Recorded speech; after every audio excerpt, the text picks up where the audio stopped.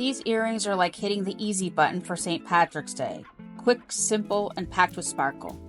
In case we haven't met yet, my name is Elizabeth. I make and sell custom and unique resin jewelry on my website, calicounicorn.com. Although I do have a smidge of Irish in me, I never really thought much of St. Patrick's Day until I lived close to Boston.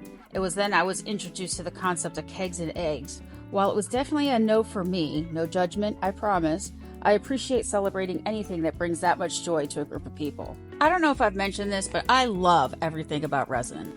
Just look at how this mica powder sort of glistens and comes alive when you mix it up in the resin. The hardest part about this project is just the patience in waiting for it to cure and the cleanup after. Oh, look at that. See what I'm saying? Yeah, that schizophrenic resin pour actually comes from just the dry winter air. I do all this cleanup now so that I don't have to deal with it after it's been cured.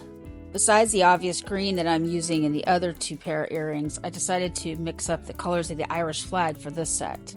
In hindsight, I probably should have looked it up to make sure that I'm putting these in the right order, so please don't come at me if I didn't. I wasn't lying to you when I said these were easy. While you don't have to use a pressure pot, I do.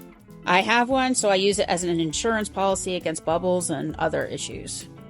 Because it's winter in Maine and a little cold, I decided to give them 2 sleeps in the pressure pot instead of just 1. As expected, they came out perfect with 0 cleanup to do. All that's left is to add a little hardware to turn them into earrings. Like I said, I have no hate for the kegs and eggs, I just didn't think it was a good pairing. So what's the St. Patrick's Day tradition, quirky or otherwise, that you are into?